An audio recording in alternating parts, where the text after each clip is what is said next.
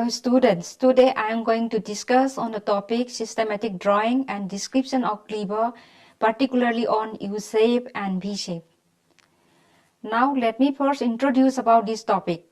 Prehistoric archaeology is the study of lithic and bone tools, though it has occasionally to deal with other artifacts like pottery, metal objects and other artifacts. In this module, we should discuss on the systematic drawing and description of two types of cleavers, that is U-shaped cleaver and V-shaped cleaver.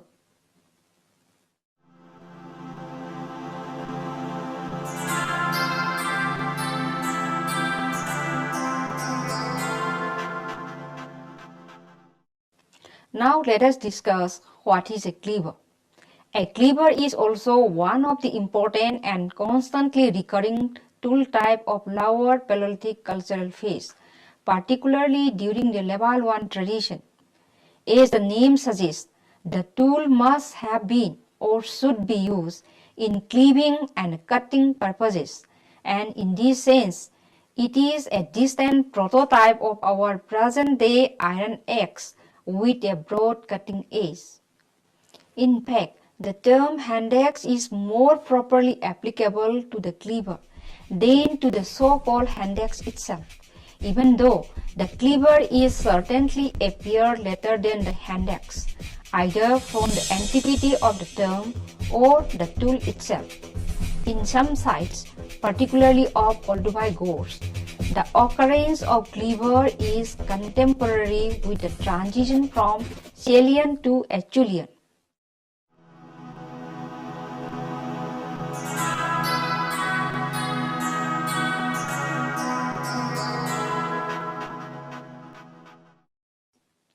Now come to the procedures of drawing. For a systematic drawing, all the procedures mentioned while drawing the chopper, chopping tool and hand axes are similar to these cleavers also. Now let's come to the orientation of the given specimen. If a cleaver is supplied for drawing, the broad working edge should be placed facing upward, the surface of which possesses more number of flex curves should be considered as the dorsal surface of the given lithic tool. It should be drawn first, and the opposite surface is considered to be the ventral. It should be drawn lastly.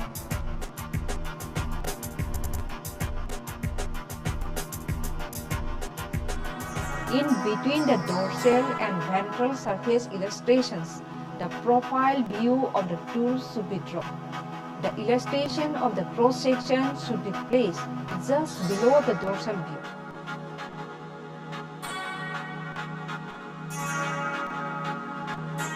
Now let's come to the second point, that is the nature of presentation. The shape and the size, as well as the nature of the flex curves of the three-dimensional supplied lithic tool is presented by two-dimensional line drawings using straight, somewhat curved and a more curved lines, depending on the shallowness and the deepness of the flex curves. The secondary flex curves are also represented by short and thick lines.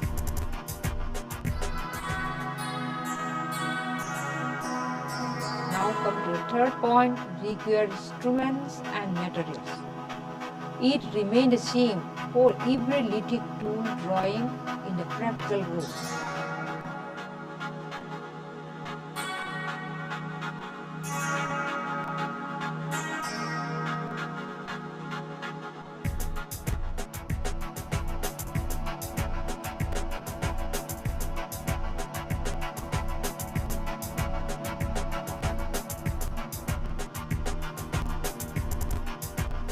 Now let's come to the fourth point, technique of drawing. Before starting this drawing, we should measure the length of these two.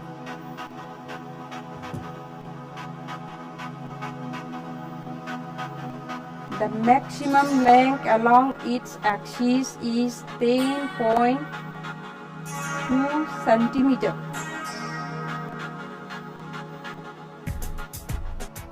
After measuring this, we should draw a line forming its proximal end.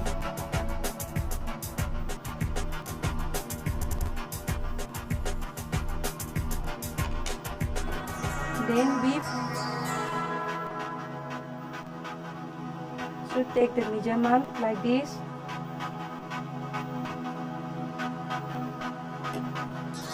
We should join these 2 points, forming its distal end or upper part of this upper margin of these two.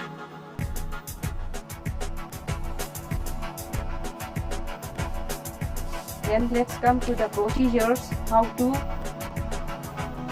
place it properly. Before starting placing it, every student should try to dissect this tool into 2 parts by using an imaginary line, and one of the halves should place parallel to this table. Let us draw a line along its axis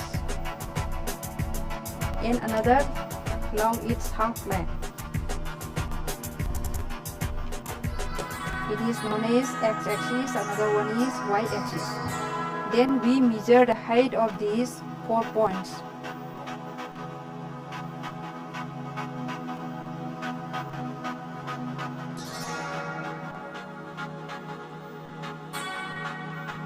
Out of these 4 points, if we get 3 similar height, then we suppose that the given specimen is placed properly. And to confirm again, we have to measure the height again.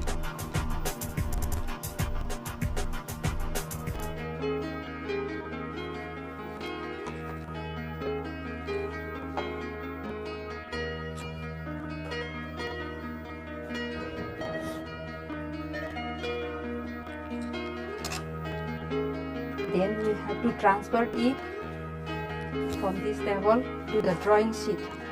While transferring, so one of our hands should hold the set square like this, and another will hold the tool along with the model clay or plasticine and should place in this way.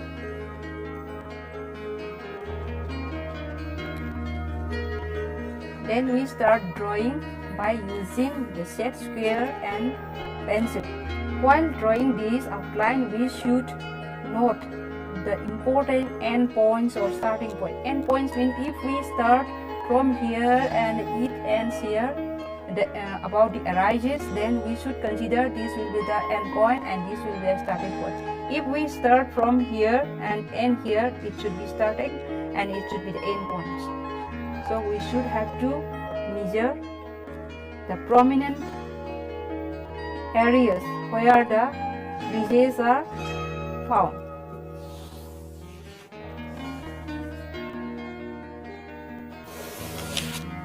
Now we can remove this from this drawing sheet and place it here properly. Then we can join the points.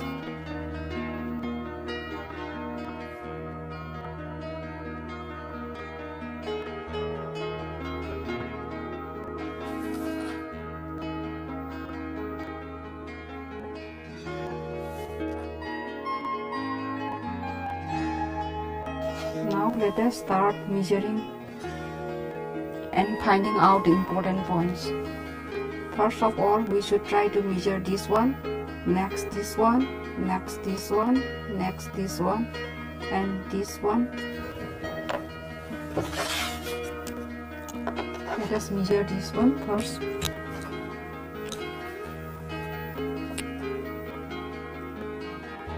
It measures 3 centimeter. It measures from here up to the end point. It is 3 centimeter. At least 3 measurements are necessary for each desired point.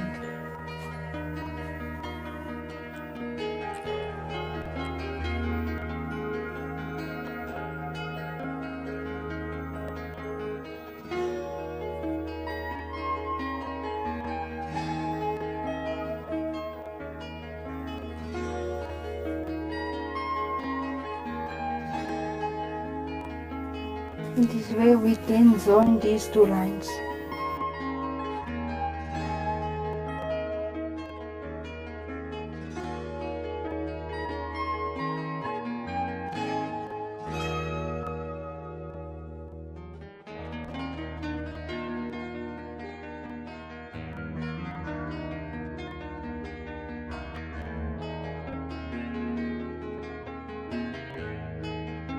Here we find a mark of step flagging here.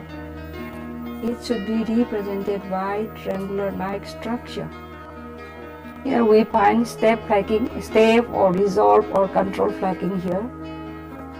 It should be represented by triangular-like structure, and this triangular-like structure should be filled up by using straight line. Here also we find some step structure. It should be represented by some semicircular like structure. Now let us represent these flag skirts by using somewhat curved line and more curved line here. It is having deep flag skirts. It should be represented by more curved lines, whereas these are the shallow flag skirts. This should be represented by somewhat curved lines like this.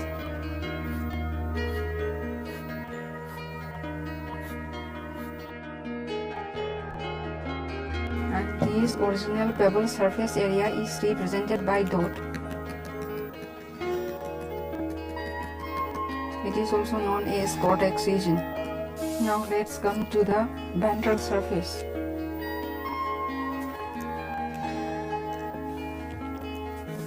As I have already mentioned that the ventral surface is represented mainly by only one flag skirt, and also there is one prominent area. It is known as positive bulb of progression. It should be represented by using this sign, and the curve should be started from both sides.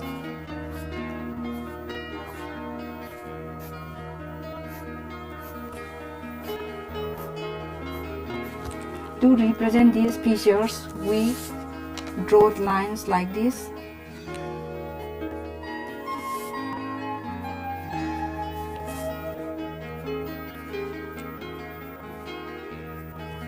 To mark the prominent bulb of progression, and this faceted striking platform is represented by straight line.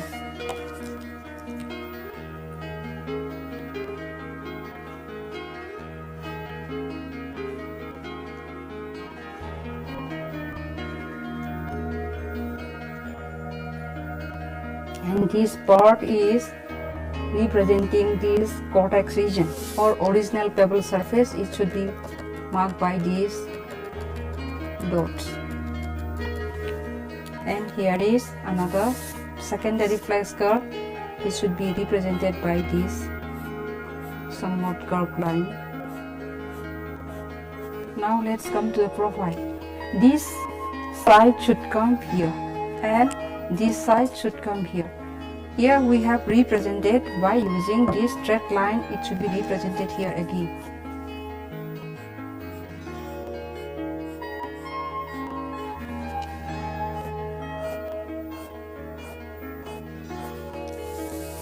Now we have completed about the drawing of dorsal view, profile view and ventral view. Now let us draw the cross section. We have taken the measurement here, then we try to confirm it by measuring from here whether it is okay or not. It's okay.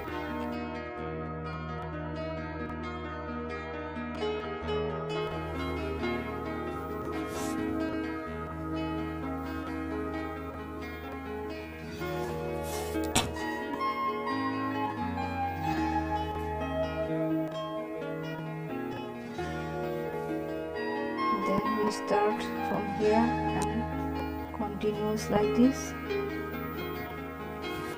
and taking the red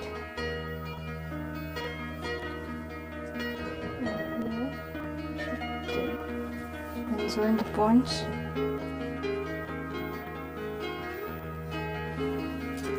let us take its cross section. Starting from here, we should press it. Press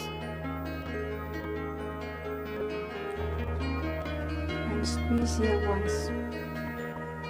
Then remove.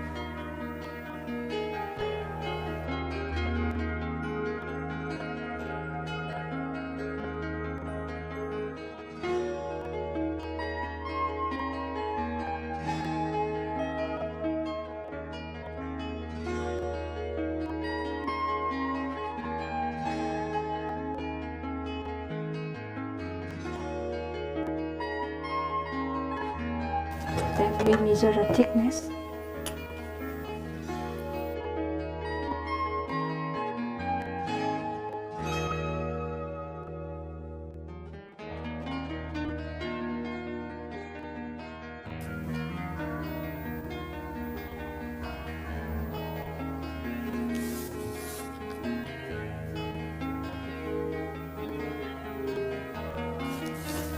Then we fill up the space by using straight lines.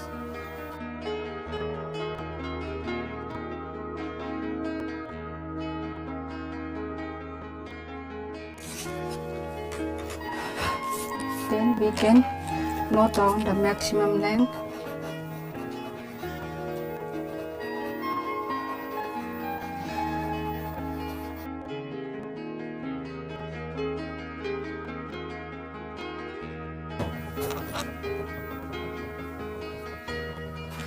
Now we have completed this three-dimensional given specimen in two-dimensional illustration having length and a breadth only.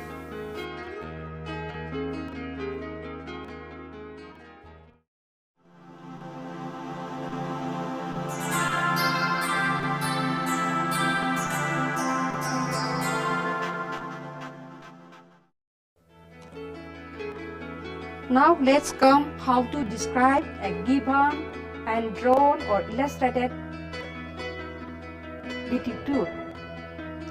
First of all, we have to mention about the museum number. To understand where from this supplied specimen is procured or collected or found, excavated or explored or even housed or exhibited. Next, we should mention the raw material used for shaping or knapping this tool. The third point is about the state of preservation, whether the given specimen is changing its color or changing the ridges. We have to examine carefully. In this case, we should say the ridges become smooth after rolling and color also changing, so it can be identified as rolled and patinated. About the measurement, we have to measure the maximum length along its axis, then maximum breadth along its half length.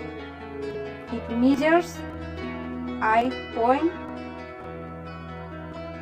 centimeter. Then let's come to the thickness.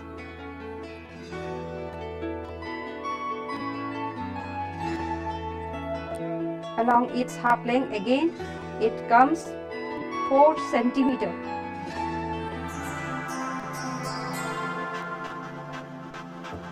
Now let's come to the general description. The given specimen is a heavy flat tool. It is somewhat U-shaped in structure. Now let's come to the dorsal view. The dorsal surface is represented by a number of large flat curves and a number of secondary flex curves or retouching towards its lateral and working tip also. And some part of is represented by the original pebble surface or cortex region. This part is represented by the original pebble surface, and remaining part is represented by a number of flex curves. Now let's come to the profile view. Profile view is thick and the line of profile is continuous. This is the line of profile. It goes throughout the length of the tube.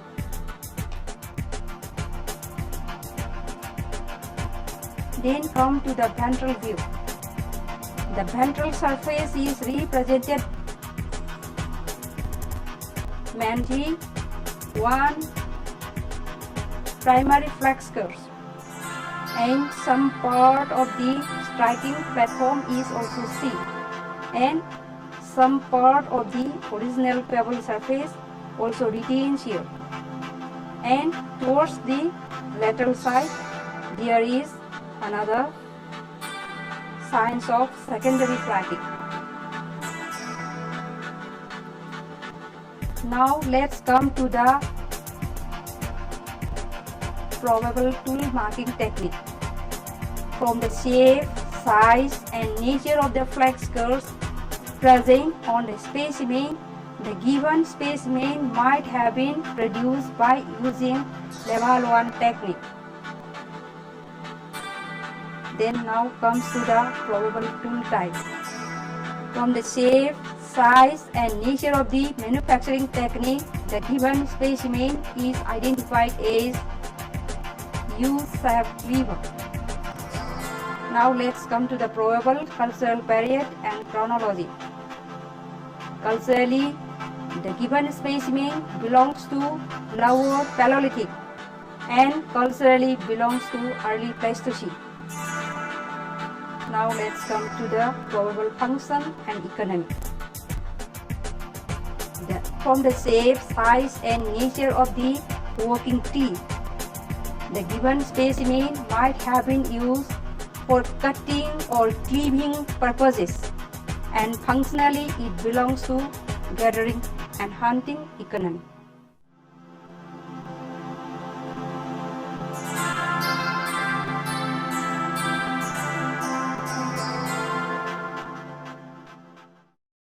In the laboratory of prehistoric archaeology section of anthropology, students as a part of university curriculum draw lithic and bone tools along with other objects if needed.